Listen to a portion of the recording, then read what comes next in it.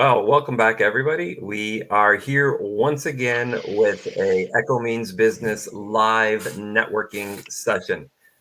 Today, I am super stoked to have back Kris Kiser and Wayne Thomsen as our special guests as we ramp up our Road to GIE series. For those of you who have been following this, every 2 weeks we all get together live here with pros in the industry, be they green industry, lawn care pros, landscapers, arborists, and or manufacturers to talk business and how you can grow your business. Today, we are going to be focusing on the Road to GIE, and we have, as I said, Kris Kiser, who is the president of OPEI and very close to his heart, Turf Mutt Foundation, which we're going to be talking about a little bit later. But I think what all of you are probably going to be interested in is he's also head of GIE and Expo, or Plus Expo. We've also got with us, of course, one of my perennial favorites, and not just because he pays our bills, but just because he's a really decent human being. And that's Wayne Thomsen, who happens to be the Vice President of Marketing and Product Management at Echo. Welcome, gentlemen. Thank you. Good to be with you. All right, so let's jump into it. We the three of us were together last year, well, less than a year ago, when GIE Plus Expo was supposed to have been happening, and we ended up, instead of getting together at the EMB Social Media Lounge, we ended up having a virtual social media lounge where we got together and we talked about the state of the industry. One of the things that we kind of concluded there, I made the assumption going into that the industry was dying, that people were out of work, that nobody was paying for anything. There was all this doom and gloom, and things kind of turned around. You guys were telling me that, Wayne, you were saying that business had never been better. You guys were having a hard time keeping up with demand. Kris, you were telling me that because of all of the people who were spending time in their backyards, as you're doing now with your backyard office, there's a bigger demand than ever for the beautification of your outdoor space. And so green industry was growing. Has there been any change, have you noticed, since we talked? I'll start with you, Kris, in the industry. Has it continued at that level? Has it plateaued? It's been an extraordinarily strong period, and it continues unabated. The shift we've seen, the interest in the outdoors as an extension of home, is just crazy right now. I mean, as Wayne can, I'm sure, tell you, what they're having now are all kinds of challenges in logistics and supply, et cetera. Extraordinary demand, it continues. And so we had a very good year. So the COVID year was a banner year for us on product sales, shipments, et cetera. So again, some product and delivery issues. Inventories are light now, but the industry is doing very, very well. A real connection to the outdoors at Turf Mutt Foundation. We have backyarding types. We have a dozen backyarding types, how people treat their backyards or their front yards, and they tailor them to their particular needs. But it's been a very strong year. And unlike last year, we are going to, I literally had a call today with a group of folks, we are going to have the show this year. All right, so I'm going to put a pin in that one, because that's going to be the most commonly asked question a little bit later on. We'll get to that. But let's stay focused on what's happening in the industry.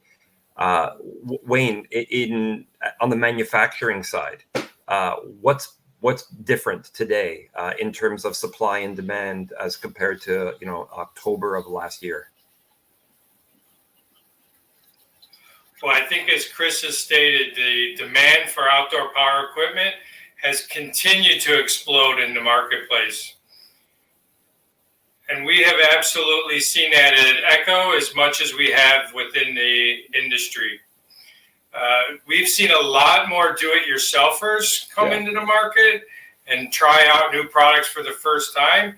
And then we've continued to see the expansion of landscape services amongst the professional providers.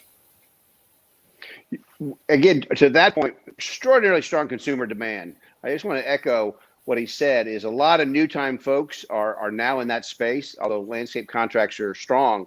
Again, we have material issues. And so if you're planning something next year, whether it's hardscape, materials, plant matter, et cetera, labor, you got to plan that stuff now. There's a short supply. So, and propane heaters, tents, you name it, anything for the outdoors, badminton sets, all of that stuff is challenging to come by. And so if you want to plan a big change, get your equipment now, get your plant orders in now, talk to your landscaper now for the spring. It's that demand is still there.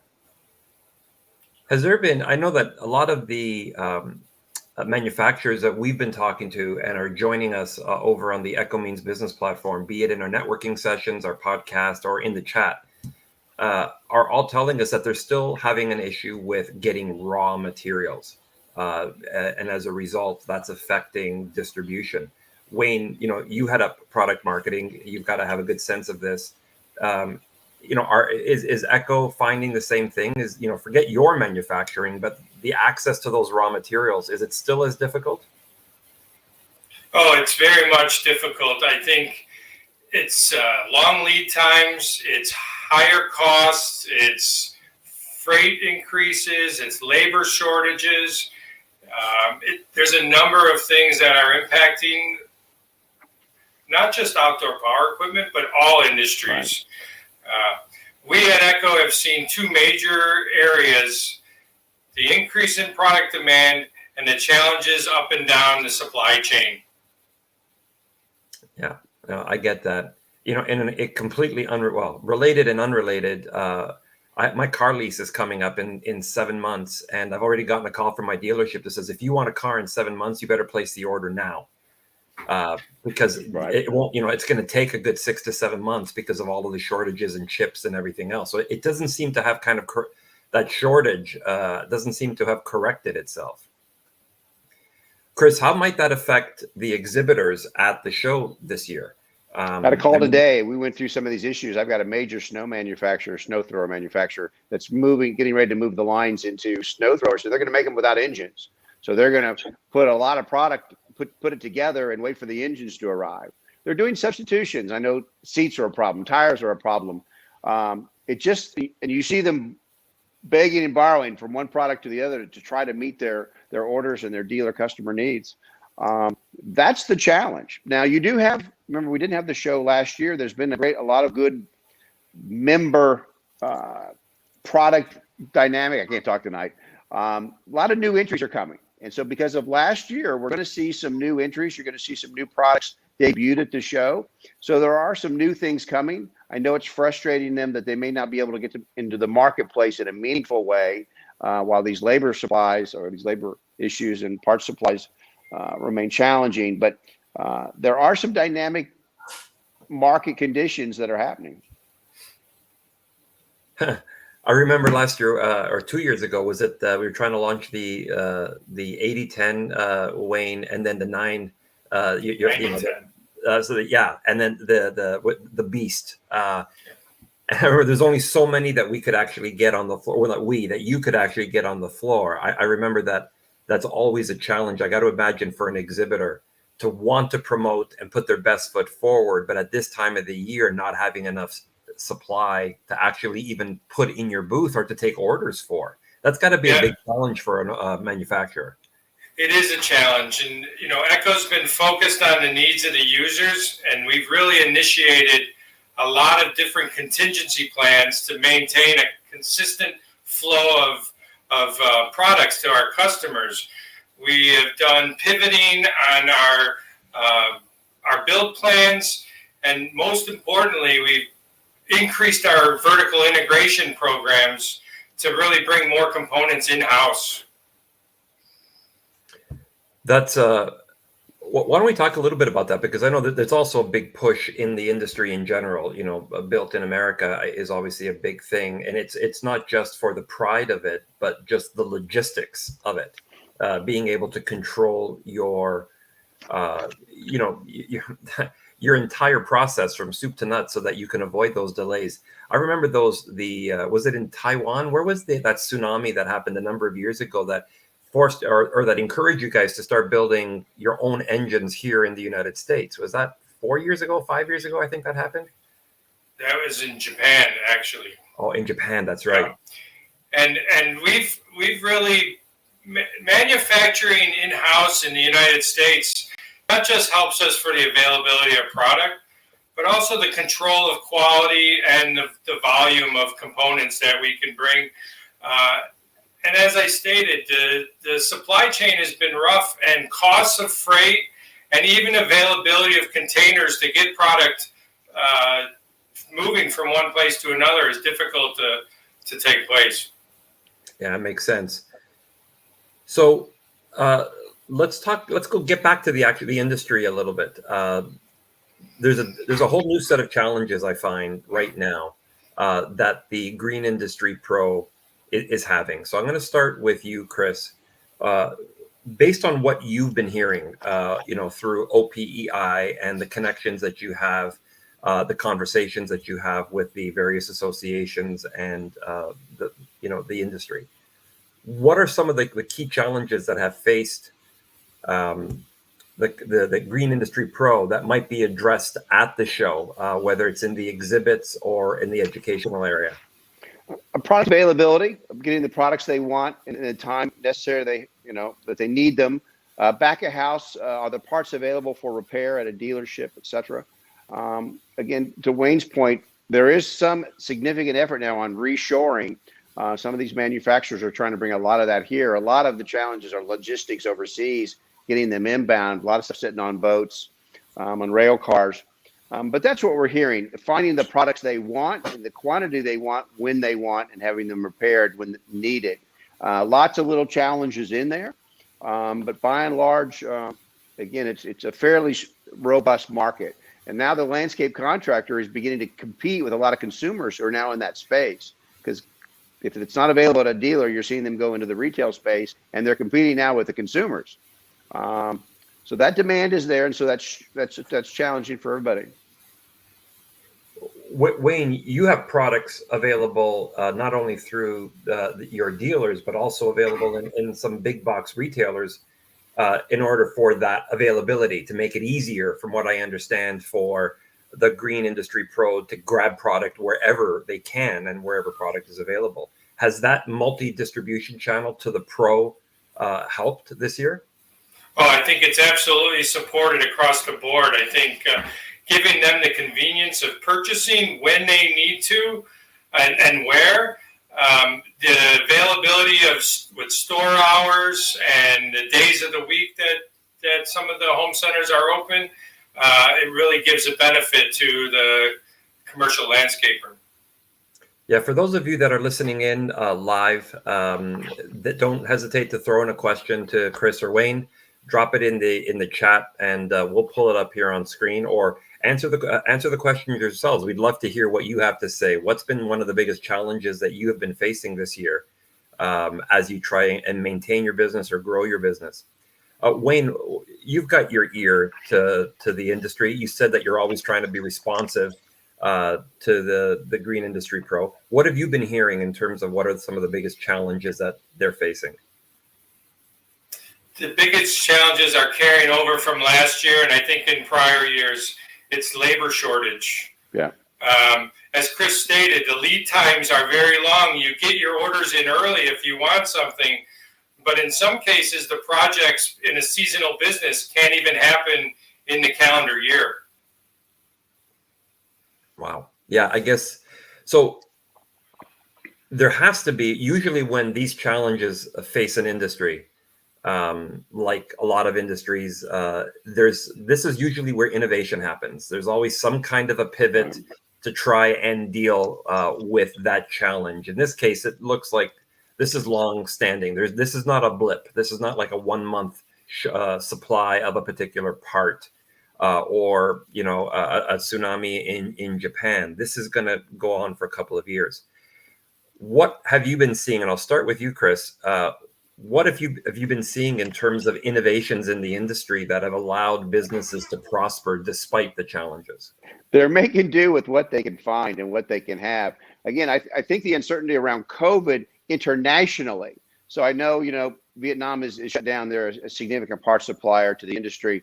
The uncertainty. So this, in our country, we sort of, we see light at the end of the tunnel, right? So the vaccinated numbers are strong. We're starting to see some businesses back in business. and things are coming back in fits and starts. I'm spending a lot of time in Louisville, Kentucky. We're opening an office there. OPI will have an office. We're bringing our new trade show management in-house. We're going to debut a new show for 2/2.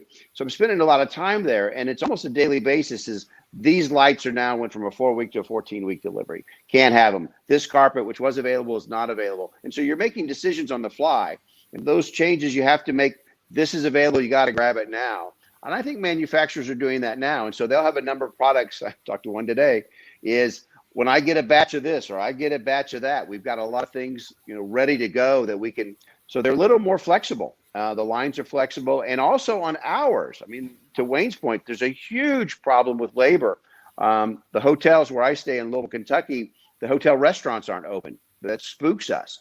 They got all kinds of labor problems. And so part of it is when they have the labor, they're using the labor. When they have the parts, they're using the parts. And they've gotten pretty good at making that work what they have when they have it. And trying to align, I know, Wayne, you probably know this well, is they'd love to align the labor when they have it with the parts when they have it. And so it's a Herculean challenge. Yeah, no, I get that. Are you seeing the same thing, Wayne? Yeah, I would echo what Kris has stated, that it's not just the manufacturers that have to pivot and be flexible, it's the users as well. And some of what they're using is alternative services also. So they're not just doing traditional landscape work, they're also doing paver walkways and retaining walls and hardscaping applications, as well as deck cleaning and house washing. And really they're taking the business and the revenue streams that they can get when they can get it based on the materials and the products that they have that they could use. You're seeing the landscape contractor get very innovative in keeping that, whatever they could do to keep that labor year round and not let them go. It may be putting that, storing Christmas lights. It may be doing some hardscape work, doing some modest tree work. We're trying to address that at Expo, right? We have some tree training now for landscapers. We have obviously hardscape there. We have some drone training now. So a lot of things, landscapers are getting very, very creative as to how to get people and hang on to them. And that's obviously having worked for them year round. I remember how surprised I was the first time I came to the show 6 years ago or 7 years ago. I can't remember the first time it was that I came to the show. I saw booths with Christmas decorations that were there. I just thought, like, what? I thought this was a lawn care show. I thought this was a landscaper show. And of course, I learned pretty quickly the year-round nature of this and the variety and the of exhibits. And the ideas that GIE plus Expo can inspire in somebody looking to grow their business and keep somebody year round. We got a question in the chat that I want to post up here. It's from Mike at Bedell Property Management. Should we expect an increase in equipment costs in 2022 and beyond? This has been something that's been talked about quite a bit on our mobile app at Echo Means Business as well. The challenge is with these shortages, what's that going to mean to product prices? So obviously I got to start with you, Wayne, on this one here. What's your gut? Will prices across this industry go up as a result of this? Stay the same? Go down? I think, Sam and Mike, thanks for the question. I think what we're already seeing is increases in costs, which is resulting in increase in retail pricing. We talked about the material costs, whether it's resin, whether it's other components, the freight increases. These are significant cost increases that manufacturers have seen and at some point are going to have to pass along. Personally, at Echo, we are now just starting to look at the impact of that. We have been able to absorb it for the most part, but we all come to a point where we have to share some of that cost increase and make sure that it's palatable for everybody, but that we can still survive. Right. Kris, what's the industry doing, or what can it do to try and mitigate that effect, that's going to basically roll downhill? You know what they say about manure rolls downhill. Like, yep. How does the industry rally together to stop that? I'd have to echo Wayne here. I mean, the industry is doing well. A lot of manufacturers are trying to absorb those cost increases, absorb some of that uncertainty. But I know in the transportation side, the trucking side, some of those costs are extraordinarily high and changing and volatile. I don't think you're going to see significant discounting of product. I think retailers can get what they want. It's like the car business right now. You're not seeing a lot of cars on sale. You're not seeing a lot of cars, period. So there are going to be shortages. Inventories are light. They've burned through those. So I think it's going to be very challenging for a manufacturer to stay competitive and offer higher wages. I think there's a real push now to raise wages to hold labor. So they're competing for labor with a lot of folks. So those costs at some point have to get passed on. Yeah. All right, let's switch gears because I know everybody wants to talk about the show. There's an incredible amount of buzz that's happened over the last little while just because we didn't have a show last year. So, you know, everybody in the industry just wants to see each other, right? This is such a community, brotherhood, sisterhood of pros who really do spend a lot of time talking to each other on social media. And this show is like almost like a family reunion for people that have become good friends and extended family. So the first thing I gotta ask, you opened it up with, we have a new show for 2020. It was just asked in the chat as well. You teased this last October when we spoke, but you couldn't say much about it. What can you tell us about what's happening with the naming and the new show? Well, stay tuned. We're going to announce it on October 19th. We'll have a ribbon cutting. Now, you have seen our magazine, Equip, right? So the new show, I'm wearing the magazine. Oops, there it is. Yeah. The magazine's new logo. But we're bringing, you know, at 40 years, we'll be celebrating our 40th. And so we're bringing the management of the show in-house. We've added a lot of staff already. We've built beautiful new offices. Again, I spoke to that earlier. We have all kinds of issues finding materials. But we're going to cut with a ribbon with the mayor and some folks on the 19th. That's at 209 East Main. So that'll be our new OPI headquarters for the show. It'll have a new look, a new name, a rebrand, a lot of, and we're stepping it up. So the industry, our industry now will own the show 100%. My board of directors has directed me to spend on that show. And so we're upping the talent, we're upping the speaker series, we're upping the education series, a lot more revenues going into it. So it's, gosh, is it Trace Adkins? I'm not, a country western scarf. Dave Faraday, is it? Is that right? Thank you. Dave Faraday, the golf pro, will be speaking. So we've got all kinds of interesting things. I'm not going to tell you everything, but look for 2-2 to be a more significant show, more offerings. We are going to have Mulligan's Run. We're going to have our first 5K walk run that early Wednesday morning to benefit the Kentucky Humane Society. They're a big friend of ours. Mutt Mulligan, spokesdog of the foundation, will be on hand. We want it to be more fun. We want it. People come there, they have a great time. A lot of peer-to-peer learning. Certainly after COVID, there's a lot to be learned. There were people that thrived, people that didn't. Let's learn from that. So we're very excited about this show and, frankly, debuting the future show at this year's show.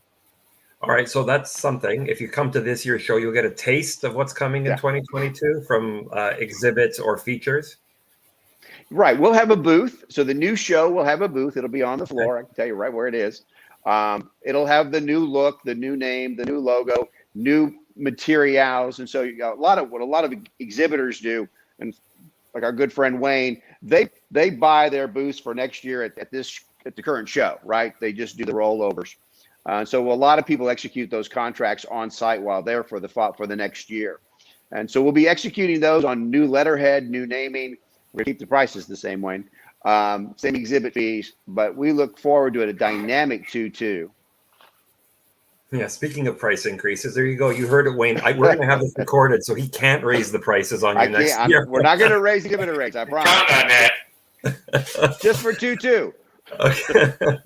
Okay, well, that's a little bit of a scoop. I know the two of you are notoriously tight-lipped and not giving up on anything, but I'm going to take that as a win. There's the one thing that we know is going to happen. There's going to be a 2022 booth at the show where you can learn what's going to be coming up.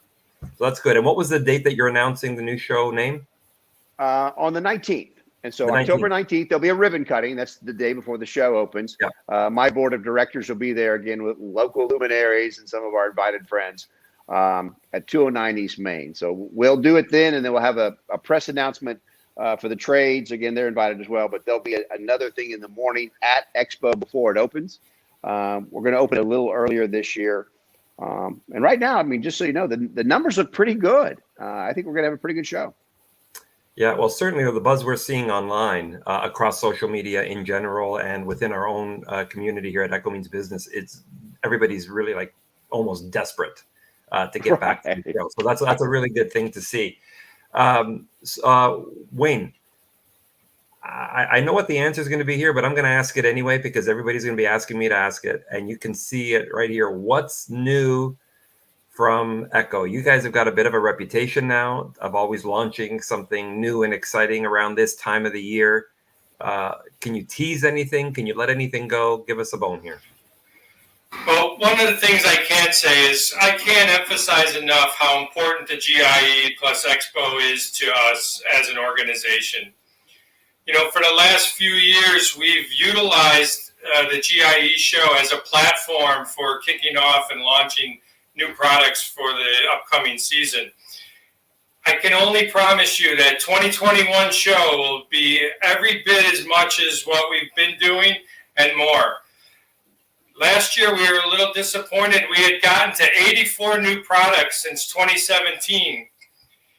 And this year, we're going to be able to reach 109 new products since 2017. Wow. So we continue to explode on new product launches and have never wavered from our commitment to bringing solutions to the end users. In addition to that, we are partnering with GIE Expo and Davey Tree to sponsor the tree care workshop. So we're really excited about that. And then on top of all that, we are super excited to be able to promote Echo's 50th anniversary in the United States for 2022 that will kick off at the GIE, revolving around empowering innovation, as we have been a major contributor to innovative new products to the OPE industry. I got to give Wayne a quick... Sam, I got to give Wayne a quick shout out here. Echo is a significant member of our organization. They're a big member. Tim Dorsey, the president of Echo, has been a long time OPI board member, very, very active in support of the organization. And I just want to thank Wayne and your company for the support they do give Echo. And so they do a lot for us. They sponsor a lot of stuff. They help with our influencers. And this year, I just want to reiterate what you said is they've stepped up and they're sponsoring our tree program. We're cutting down trees now and trucking them into Freedom Hall. You can't train on trees without a tree. And Echo's helping us with that. And that's a big step. It's a very significant investment on their part to help us out. And just so they're making Expo a better show, a more complete show. And I want to thank him for that. We all benefit from it. Well, speaking of the show then, Wayne. Thank you, Kris. How much, can we talk a little bit about what you're going to be, I know you can't necessarily talk about the products that you want to be launching. You just kind of hinted that there's going to be a lot of new products this year, which is good. We've been watching it. I will tease, keep an eye on Echo Means Business, because there is something in the works there where we will be, our UAG members will be helping to promote some of those new products when they do come available. So it might be one of the early places that you'll get to see physically some of those products in use. But at the show itself, everybody puts a lot of emphasis on what's happening outdoors for obvious reasons. These products are, for the most part, intended to be used outdoors. Do you still have that same commitment to the same space, Wayne, outside that you do inside? We'll continue to focus inside and outside because we believe that we can communicate what those solutions are inside at the booth. But then we really want to give the end users an opportunity to make decisions for themselves, right? We're not force feeding anything to our users. What we're doing is providing them options. And we believe that the outside booth space gives them the chance to try those products out for the first time and make their decisions on their own. And we feel comfortable enough that we're staying close enough to the users that we're delivering on what they need in order to make themselves more productive and more profitable. That outdoor demonstration area, I was standing out there 4 days ago, standing in the middle of it. The Kentucky Exposition Center invested millions of dollars in improvements there. So it's elevated, it's been regraded. We've planted, the grass is coming up nicely. It's all drains, etc. So the outdoor area there's been significant improvements in just the physical layout of it and the conditioning of it, its ability to drain. We've all been out there when it's poured rain and it comes off that interstate. Well, that's all. There's a lot of built-in drains now, and we've put in paved roads. We've named those roads Turf Mutt Road and Mulligan Way, Lucky Lane, UTV Drive, Backyard Road. So those roads out there all now have our pavement. And so we've all been on those, when they've been wet and muddy. And so now they're asphalt. Big. I hope we have the Echo Expressway. We'll work on that. You've been pretty generous. We might have to come up with something.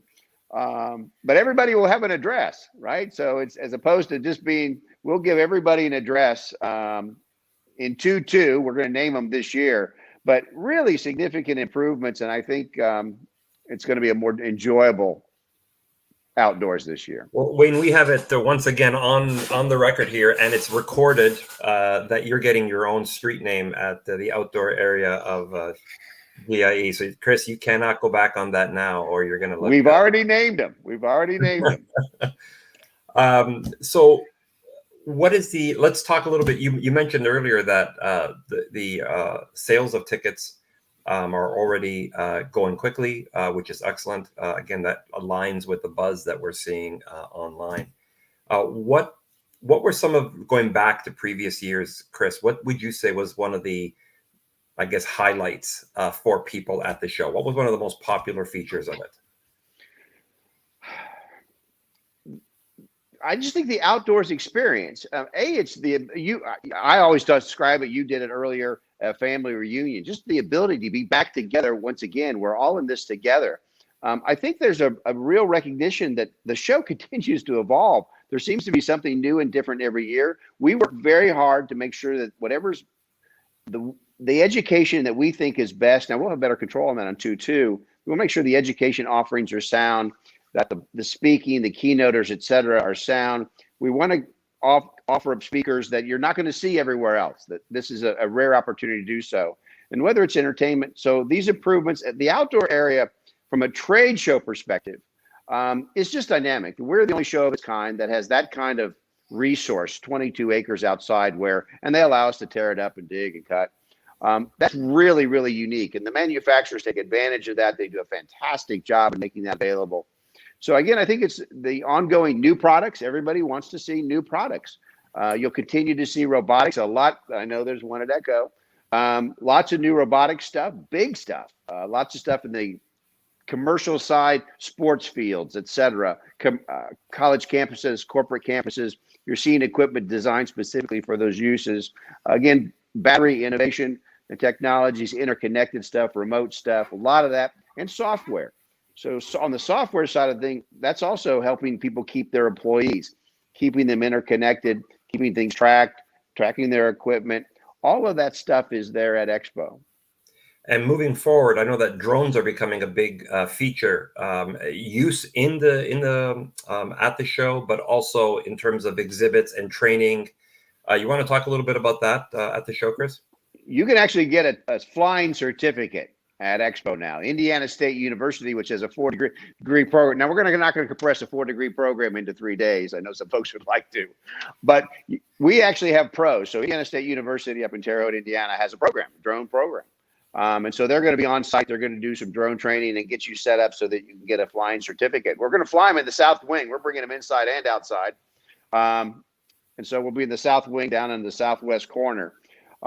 And that's a dynamic thing. So certainly people in the tree business, they use drones to go up and down the tree to make sure to get a sense of is it safe? Is it safe to go up? What's the health of the tree? Landscapers too, especially on bigger jobs. They like to get up, look at the lay of the land, the topography, what's draining, what's not, what's wet, what's not, to get a better sense of pricing those jobs. Drones are really being used now. And so we're going to have drone training. We try to stay current with current needs and current develops in the marketplace.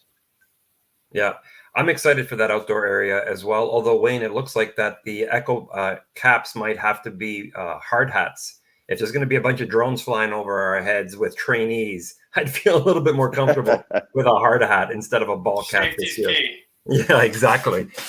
I'm excited as well because this year, Echo Means Business is obviously working with GIE Plus Expo once again to put together the social media lounge. We have a new location this year. For those of you listening, we're not going to be out in the hardscape area anymore. We're going to be kind of smack dab in the middle between the main show floor and the outdoor exit. So we're going to be right there as you're coming in and out. It's a great spot to come. And I got to throw in a bit of a plug here for us while we're at this, because this year we're adding some massage chairs that we're bringing down. So as you're doing all of that walking, last year or 2 years ago, one of the biggest complaints we got is how tired people's feet were. And they love to come and sit. And they says, oh, wouldn't it be great if somebody would actually give us a massage? And I don't get paid enough to give big burly men massages. So this year we got massage chairs for you guys to come out. Holy cow. Yeah, it's going to be pretty cool. There's going to be some free Wi-Fi codes that are complimentary high-speed Wi-Fi codes that are going to be given out every hour, thanks to Echo and GIE. So anyway, for those of you who are coming to the show, make sure you look for the Echo Means Business booth. Those of you listening live right now, don't hesitate to throw up questions for Kris and Wayne.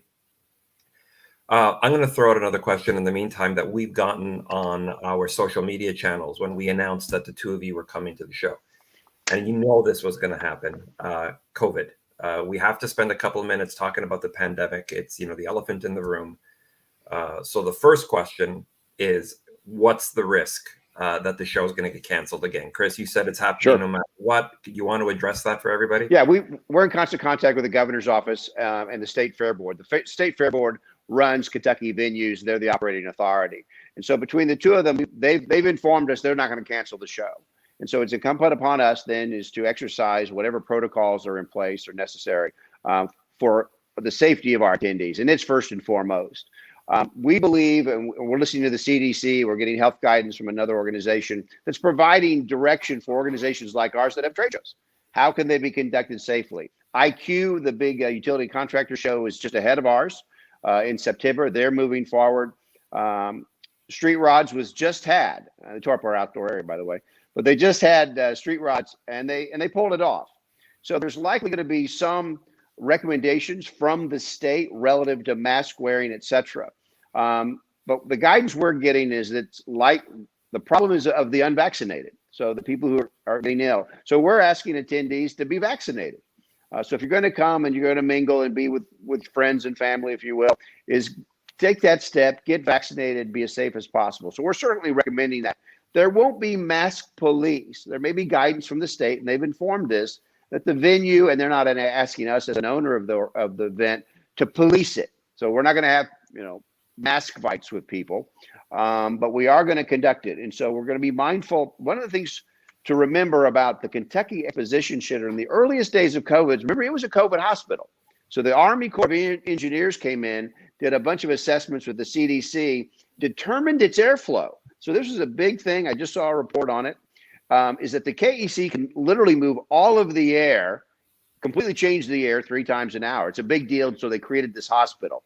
So we have a unique venue in that it's able to process lots and lots of air.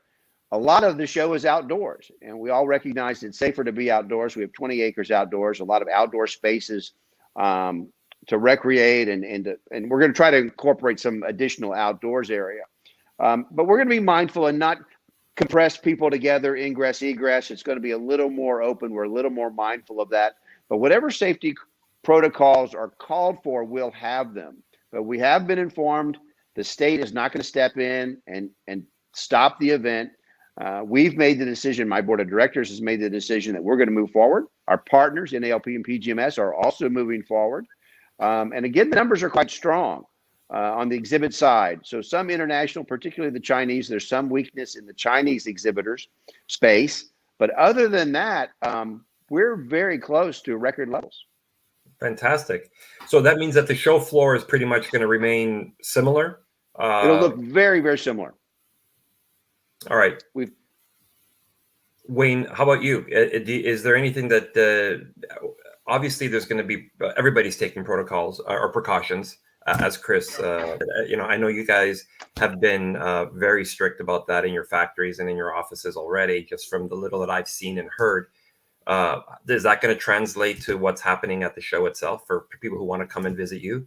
Oh, Absolutely. Safety of our employees and our users has always been a focus for Echo, and we'll continue to focus on that, whether we're at GIE in Louisville or at our own facility in Lake Zurich, Illinois. So nothing changes. We'll be making sure that we're following the protocols that are identified and whatever we feel we need to do to keep everybody safe. As we talked about this being a family reunion, we want these families to be safe, right? And so we'll continue to focus and support whatever we need to in order to maintain that. All right, that's good. One more plug I want to give the Social Media Lounge. Speaking of family reunions and everybody getting back together, that was one of the main reasons why the GIE Plus Expo and Echo Means Business got together to put together the Social Lounge.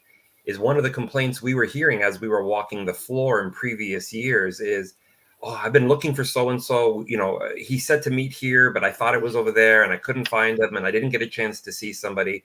So the Social Media Lounge becomes a place where everybody can get together. It becomes that like meeting spot that, people can say, well, I'll meet you at the lounge. So we can sit, we can chill, we got a free Wi-Fi code, we can put our feet up, we can do our videos because we're going to have lighting and power bars and all that kind of stuff for you. So that's what for those of you listening, that's what we hope you're going to use it for, right? So for those of you that are looking to meet people, I know a lot of you arrange to meet people at specific times for your photographs, for your meetups, for your videos. The Social Media Lounge is designed specifically for that. It will have all the tools for you to be able to do that. One of the things that I know that we were asked by GIE Plus Expo was create a space for that. And we're actually going to have a bit of a welcome party the Wednesday towards the end of the day, the last couple of hours of the day. We're going to be having our welcome beers for those of you that want to come on out and join us for that. So we look forward to seeing you there. Echo Means Business masks will be had and probably part of the kits if anybody's interested in those. So why don't we look to wrap this up? Wayne, are you sure you don't want to tell us what the new product is going to be this year? I can only share with you that there will be a lot of them. I do want to make a point, though. One of the things that makes it easier for Echo to partner with GIE and Kris and his team and everything is because Kris has made the comment a number of times, training, education, right? And Echo Means Business is one element that Echo brings to market in order to provide our users with a resource and a forum to continue to educate themselves and to be trained on different applications and different procedures, different policies on how to manage their business. So when we got the opportunity to support the Davey Tree to sponsor the tree care workshop, it was really a no-brainer for us. And I really feel proud to be aligned with GIE in having this as a focus is to continue to educate and train the professional landscape community out there so they can continue to deliver best-in-class services to their customers. And we give them a forum where they can gather that. And Echo Means Business has been a huge success for us, and I think for the industry. And we'll continue to focus on that because the industry needs services. These are small businesses that we're catering to, and they need all the help and support that they can get. And we want to be able to be a part of the contribution to that support. Yeah, and on that note, I got to echo Kris's comments in of gratitude because while I run Echo Means Business community, it's sponsored by Echo, it's driven by Echo, and its need to want to do exactly what Wayne just said. That's been our mandate since day one. You guys hear me say this every single year of how grateful we are to be able to have a community where we're not told to sell anything. We're told to make businesses stronger. That's how we're measured at the end of the day. Are we making businesses stronger? Are we enabling peer-to-peer conversation? Are we enabling mentorship to happen? Are pros smarter and more or better informed at the end of the year than they were when we started? and your partnership with Davey Trees and all the other things you're doing, sponsorship of the associations. I think it's quite clear. So kudos to you, Wayne and Tim and the rest of the team there. Oh, team. Let's talk about the team, Wayne. One of the reasons why I know a lot of pros like to come to the Echo booth is just the sheer number of your product managers that show up. And so what they can ask in terms of not only the new products, but hey, why is this not working for me the way that I thought it should work? Or how does this operate? Who's going to be at the booth? Who can pros expect to be able to talk to from your organization if they come to your booth? Oh, for us, we continue to go all out and make sure that we have the correct support for the attendance base that's at the show. So we will have all of our product experts. We will have a whole series of people that could speak on behalf of Echo and all the products that we provide. And I always open myself up to answer any questions that anybody has at any time. So feel free, come by, take a peek, put some product in your hand, ask some questions, and make some decisions for yourself. That's the unique thing about our industry and our products, right? So if you see a machine running, it's doing a job, it's typically attached to a person, right? And so that's the nice thing. What we see at Echo is they put the people there that can answer those questions, whether they're engineers, sales folks, and my executive leadership, all the CEOs. I have 14 CEOs with leaders in the business that'll be there. They have a board of directors meeting there. They meet there. They go onto the show floor to meet with the dealers and customers, top to bottom. So you have a wide range of support. And that's, again, to our Echo, who's a very generous sponsor, and our other sponsors that make it happen. This doesn't happen on its own. So it's a revenue generator, but they do make a community. Last plug on logistics. It's a big show, 1.5 million square feet, 6th largest in the country in 2019. Just getting in and out of it could be a pain in the rear end. Well, we've dramatically improved that. We finally, as you know, we went to free parking. We beat up on the KEC to not charge. We pay for that. So we give them a lot of money every year. But it lets you get in and out. They completely changed the main gate. They changed the east gate. You'll see it when you get there. It looks a lot better, but the egress is vastly improved. They knocked down that stadium, that old beat up baseball stadium. That's all paved now. It's all lined with, so you could park on the north side and enter through the Skyway. So getting in and out of that building now is much, much easier. So don't hesitate. It's okay. Park on that north side, and it's easy to get out of the venue. Yeah, I always avoided parking over there because I have a car there every time I come down, and for that reason, that's really good. You don't get trapped anymore. That's really good. Yeah, because we were always, I could never get out like half an hour early before the crowds because of the booth. So I would stick around for an hour and a half later, and I would end up missing some other event that I wanted to get to. So that's really good news to hear. So let's, Kris, I'm going to give you the final word here. You need to talk about the puppies. Oh, Turf Mutt. We have an education program, and it blew up during COVID. So Turf Mutt education, Turf Mutt is now a foundation, the Turf Mutt Foundation. We've reached 70 million kids, teachers and families with education, teaching them about the importance of the outdoors, their backyards. It's an extension of home. So it's for us, it's valuing the underlying asset, our lawns and landscapes. But with COVID, it went hugely into schools, right? It was used by millions of kids, both at the Global Learning Lab and Scholastic. But because the spokes dog of Turf Mutt, remember, it's told from a dog's point of view, and that makes it sticky for kids. And we have a spokes dog, Mutt Mulligan, who was rescued at the last Mutt Madness. We put her to work on her first day. I adopted her at Expo, and she was in the errands booth in 10 minutes at work. So you can adopt a dog at Expo. So we do a national dog adoption event Thursday, 11 to 2, in conjunction with the Kentucky Humane Society, because we're pawing it forward. Any dog can be a Turf Mutt. So we get some dogs rescued. We'll have them around. They're at my board meeting. They'll be at our ribbon cutting.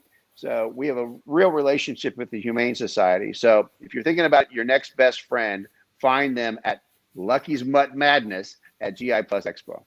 How many dogs have been adopted? I think 2 years ago, every one that came was adopted. You didn't have one left. Took them all. My heart, I tell you, we've gotten a couple of 3-leggers, Clover, and we follow them. So we call them show dogs, but it ain't Westminster. So these are all rescue pooches, and we tell their stories. And so you saw Equip Magazine. You had a couple of their stories. We tell them every year. We track them, and it's a heart. Look, it's what I like, and so it's near and dear to my heart. I went rescue dogs. Good gosh, I think we did 30 last time. So we actually get into real numbers, and so we get a lot of them adopted. And again, both times, the last year, every dog we brought got adopted. So That's more proud. fantastic. Awesome. I'm very proud of the people that Great come job, back. Kris. Thanks, man. I'm still stuck on the fact that you adopted a dog and 10 minutes later he was at work. I'm going to call Chuck after this. I want to find out, did he get no training? Did he just get thrown into the job like within seconds of being hired as well? Literally, there's the Get the Equip magazine, right, that we put out for the show. It just got mailed, but find it, and in there's a piece of who let the dogs in, and there's little Mutt Mulligan who's this big, and she's on a 0 turn. That's awesome. 30 minutes after I adopted her. So, and she loves it. She's going to and from Louisville, of course, and she'll be at the 2-2 show for her namesake fun run, the Mulligan Run. But we believe that helps us tell our story better. It certainly helps with kids learning it through a dog's point of view. All right, well, for all the manufacturers listening out there's a new business idea for you, a 0 turn that a mutt can ride and drive. Wayne will attest to the fact that one of the biggest challenges in this industry is staffing, hiring, finding, and retaining good quality staff. Yeah. We just need to figure out how to train these mutts to do the work, and maybe that problem would be solved. Right? There you go.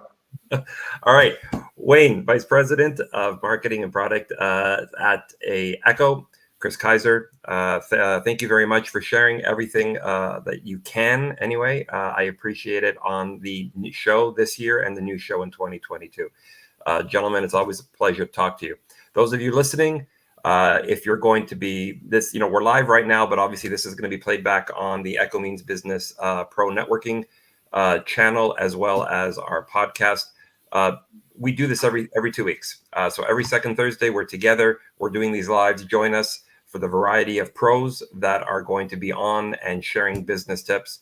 That's what we do here at Echo Means Business. Give us a follow, join our community and/or our mobile app. Until next time, everybody, thanks very much. Thank you for having me. Thank you.